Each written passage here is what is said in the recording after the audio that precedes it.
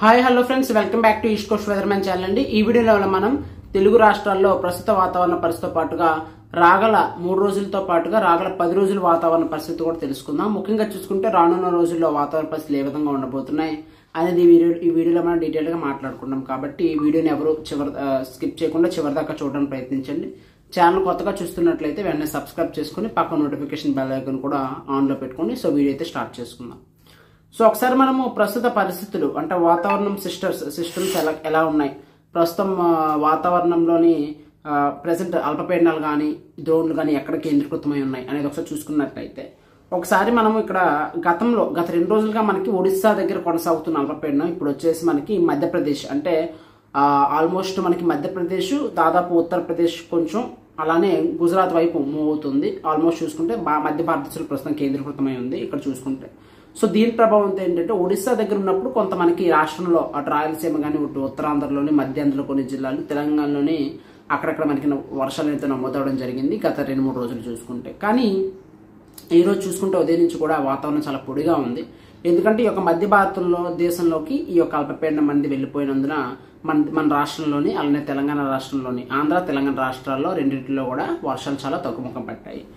Satellite image కూడా చూసుకుంటే ప్రస్తుతానికి మనకి శాటిలైట్ ఇమేజ్ ఉపగ్రహ చిత్రం కూడా ఒకసారి చూసుకున్నట్లయితే మధ్య భారతదేశం ఉత్తర భారతదేశంలోనే ఎక్కువగా ప్రజెంట్ వర్షాలు కురుస్తున్నాయి. కానీ ఇక్కడ మనం చూసుకుంటే మన ఆంధ్రప్రదేశ్లో చాలా ప్రాంతాల్లో ఈ రోజు ఎండల తీవ్రత విపరీతంగా పెరిగింది. గత 3 రోజులుగా చూసుకుంటే కొంచెం మబ్బులు ఉన్న ఈ రోజు నుంచి ఉష్ణోగ్రతలు మనకి చాలా ప్రాంతాల్లో పెరగడం జరిగింది. ముఖ్యంగా ప్రకాశం నుంచి తిరుపతి బెల్ట్లో అయితే ఆల్మోస్ట్ కొన్ని ప్రాంతాల్లో 37 నుంచి 39 డిగ్రీల వరకు కూడా నమోదైన పరిస్థితి కనిపించింది. ఎందుకంటే ఋతుపవనాలు బలహీనపడ్డాయి. ఎందుకంటే అల్పపీడనం మధ్య భారతదేశం వైపు కదిలినందున తెలుగు రాష్ట్రాల్లో పొడిగాలు ప్రభావాన్ని పెరిగింది.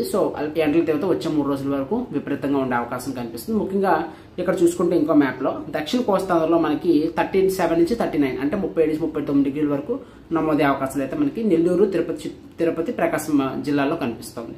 ఏంటంటే ఓవరాల్ గా నెక్స్ట్ 3 డేస్ అంటే ఈ రోజు 4వ తేదీ, 6వ తేదీ లేదా 7వ తేదీ, ఆల్మోస్ట్ 7వ తేదీ వరకు కూడా మనకి చాలా ప్రాంతాల్లో పొడి వాతావరణం ఉండే అవకాశం అయితే మనకి స్పష్టంగా కనిపిస్తుంది.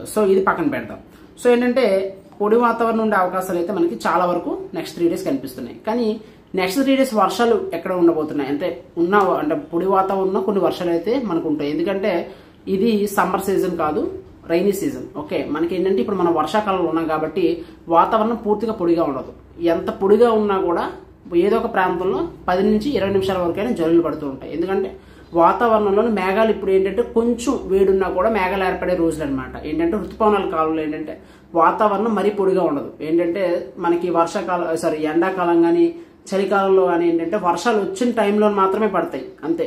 మిగతా టైం అంతా కూడా మనకి వాతావరణం ఫుల్గా పొడిగా ఉంటుంది. కానీ మాన్సూన్ అంటే వర్షాకాలంలో ఏంటంటే వాతావరణం ఫుల్గా పొడిగా ఉండే అవకాశాలు చాలా తక్కువగా ఉంటాయి. ఏంటంటే రాష్ట్రంలో అన్ని చోట్ల పొడిగా ఉన్నా అంటే ఒక 23 జిల్లాల్లో పొడిగా ఉంటే 23 జిల్లాలు తీసుకుంటే 10 జిల్లాల్లోని పూర్తిగా పొడిగా ఉన్న 13 జిల్లాల్లో అక్కడక్కడ వర్షాలు నమోదవుతూ ఉంటాయి. ఏంటంటే ఋతుపవనాల కాలంలో పూర్తిగా పొడిగా ఉండే వాతావరణం చాలా కష్టం.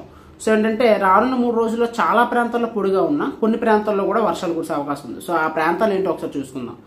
రాగల 3 రోజుల్లో 7వ తారీఖు వరకు చూసుకుంటే శ్రీకాకుళం, పార్వతీపురం, మన్యం జిల్లాలో మనకి అక్కడక్కడ నమోదయ్యే వర్షాలు నమోదయ్యే అవకాశాలు ఎక్కువ శాతం ఉంది. అలానే చిత్తూరు, తిరుపతి జిల్లాలో కూడా మనకు కొంచెం వర్షాలు నమోదయ్యే ప్రాంతాలు కొంచెం ఎక్కువగా ఉంది. అంటే ఏంటంటే రాగల 3 రోజుల్లో ఆంధ్రప్రదేశ్లోని శ్రీకాకుళం, పార్వతీపురం, మన్యం అలానే తిరుపతి, చిత్తూరు జిల్లాలో కొంచెం మనకి అధిక శాతం ఉందన్నమాట వర్షాలకి. ఏంటంటే అలానే రాయలసీమ, మధ్య కోస్తాంధ్ర, ఉత్తర కోస్తాంధ్ర మిగతా జిల్లాల్లో మనకి ఏంటంటే చల్లా చెదురుగా 1-2 చోట్ల వర్షాలు ఉంటాయి. ఉత్తర తెలంగాణ చూసుకుంటే నార్త్ అంటే ఆదిలాబాద్, ఆసిఫాబాద్, నిర్మల్, నిజామాబాద్, మంచిర్యాల, అదేవిధంగా పెద్దపల్లి, రామగుండం, భద్రాద్రి కొత్తగూడెం, ములుగు, భూపాలపల్లి ఈ తదితర ప్రాంతాల్లో కూడా మనకి అక్కడక్కడ చెదురుమెదురుగా మోస్తరు వర్షం ఉండే అవకాశం అయితే రాగల 3 రోజుల్లో ఉంది. మాక్సిమం అంటే అన్ని ప్లేసుల్లో ఎండ ఉంటుంది. అక్కడక్కడ సాయంత్రం వేళల్లో కొంచెం 10 నుంచి 20 నిమిషాల పాటు జల్లు కురిసే అవకాశాలు అయితే కనిపిస్తాయి.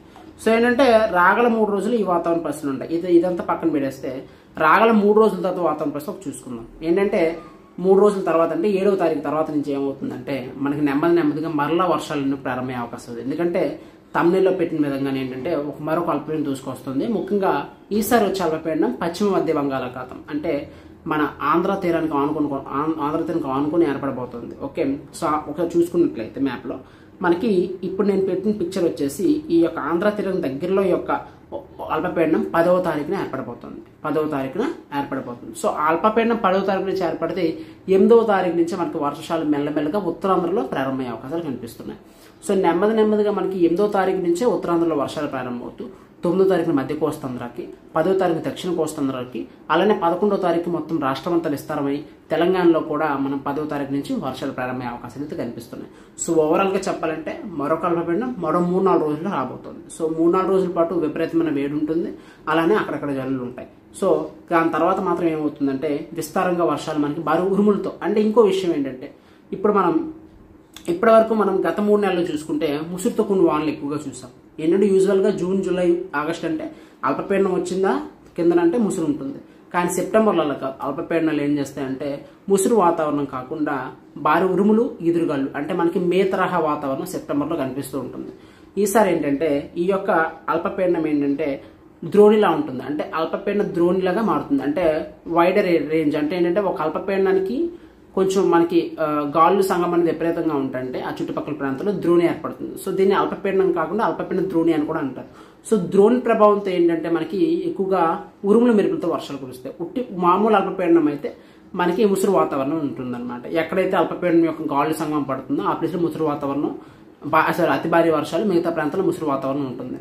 కానీ అల్పపీడన ద్రోణి ఏంటంటే మనకి డే టైం అంతా ఎండ ఉంటుంది, నైట్లు అలానే తెల్లవారుజామున మనకు వర్షాలు ఎక్కువగా ఉంటుంటాయి అన్నమాట. సాయంత్రం నుంచి నైట్లు, తెల్లవారుజామున.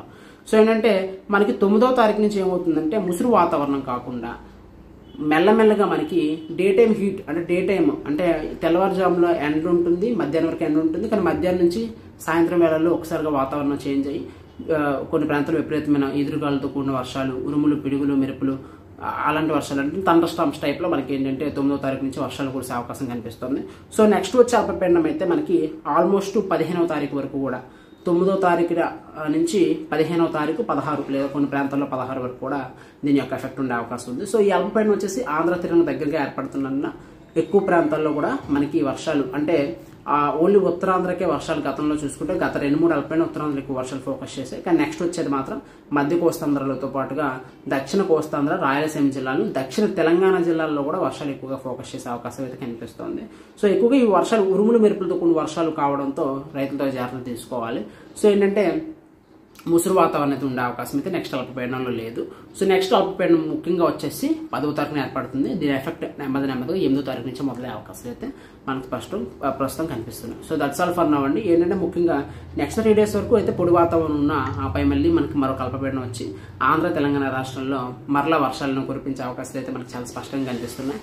So that's all for now. మరొక వీడియోతో మళ్ళీ నేను డీటెయిల్గా అల్పపీడనం ఏర్పడే దగ్గరలో అంటే ముఖ్యంగా శనివారం కానీ ఆదివారం కానీ మరింత ఇన్ఫర్మేషన్తో అంటే ఏ జిల్లాలో ఎంత ప్రభావం ఉండబోతుంది, ఎన్ని రోజుల ప్రభావం ఉండబోతుందని నెక్స్ట్ వీడియో తెలుసుకుందాం. మన ఛానల్ అయితే ఫస్ట్ టైం చూస్తున్న వాళ్ళు సబ్స్క్రైబ్ చేసుకోండి. అదేవిధంగా నేను కింద ఒక లింక్ పెడతాను. ఆ లింక్ వచ్చేసి నా వాట్సాప్ గ్రూపు, అంటే మన రైతులందరి కోసం నేను క్రియేట్ చేసింది. So already